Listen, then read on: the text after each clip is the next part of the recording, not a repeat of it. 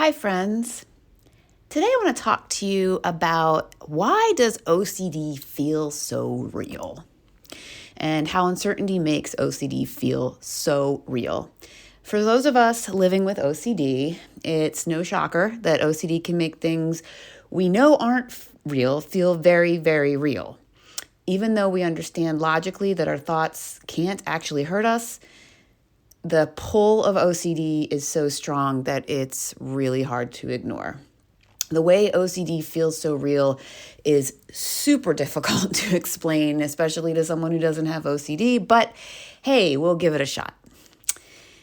So people without OCD don't often understand that when you have OCD, you can't just brush off the thoughts that scare you the most.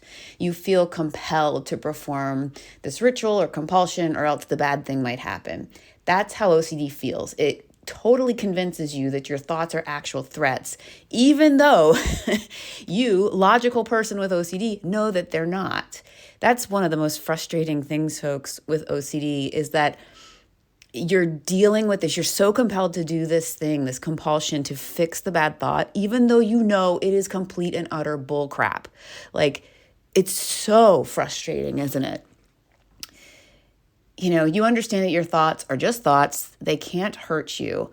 But when those scary, intrusive thoughts hit, especially the ones that go against what you care about the most, it feels like the loudest, most threatening voice in your head, driving you to do whatever it takes to make it go away. Now, just no, I'm not saying it's a literal voice. So people with OCD, please don't think that us OCDers have voices in our heads. That's not the case. It's just this visceral, compelling thing, even when you know it's not real. And it's crazy because no matter how many times a loved one or someone that you've confided in about your OCD tells you to stop doing the compulsion, their words are not anywhere near as loud as the ones telling you to perform the compulsion. So, why does OCD feel so real? Unfortunately, the clinical answer is that nobody actually knows the exact reason.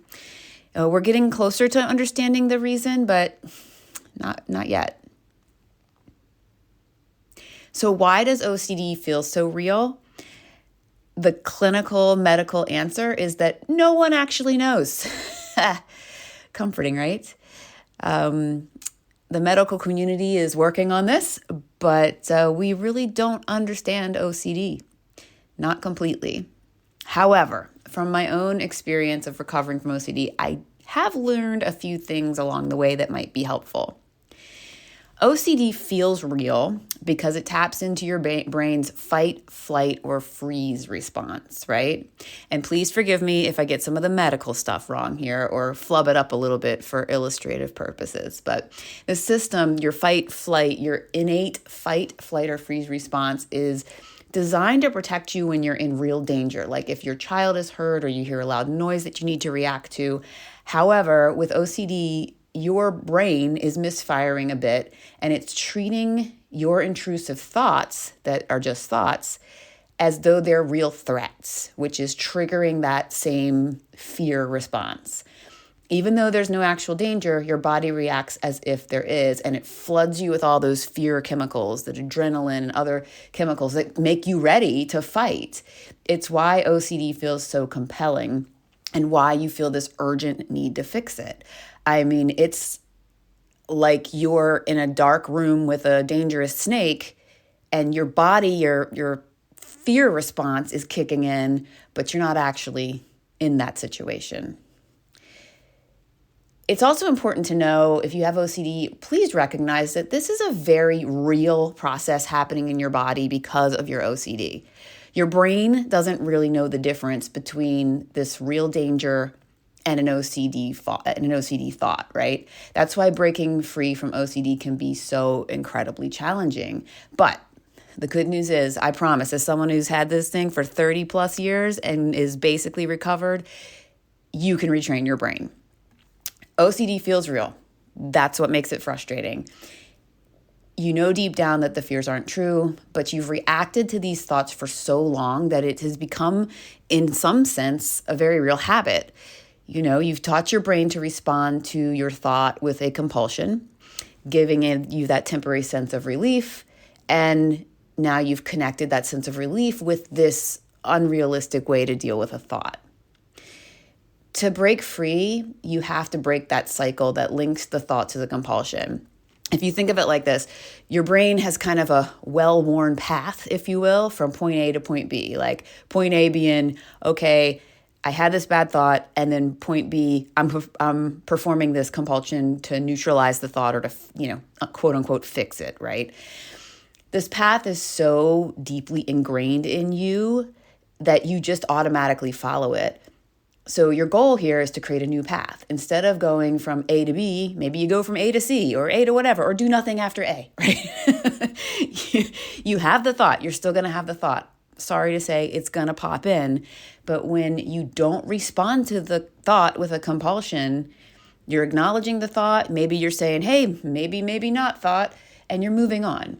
This is incredibly hard to do. Not responding with a compulsion is very hard. I'm not cheapening it. It is hard. It's really hard at first, but even resisting the compulsion for 30 seconds is progress.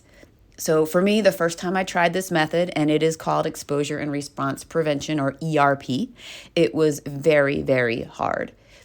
I held off on the compulsion for a minute, then gave in. But the next time I could hold off a little bit longer. And you start with the things that bother you the least, because you've got OCD about a whole lot of stuff. And there's one thing that ding, ding, ding, that's your max anxiety. That's the thought that's going to get you. Let's not start with that one. Start with a smaller one that's not as terrible to just resist. I'm not even saying don't do the compulsion at first, but resist, push it back, give it a minute, and increase it gradually every time. That's how you do ERP. The process itself is a simple thing to explain. The doing of it, though, again, I understand it is really hard. So just take those baby steps. I've mentioned in other blogs just to so you know here that extra stress. I've mentioned in other blogs also that extra stress can interfere with your ear. I've mentioned before in other podcasts and in my blog that extra stress can totally interfere with ERP. So it is important to think about doing intentional ERP.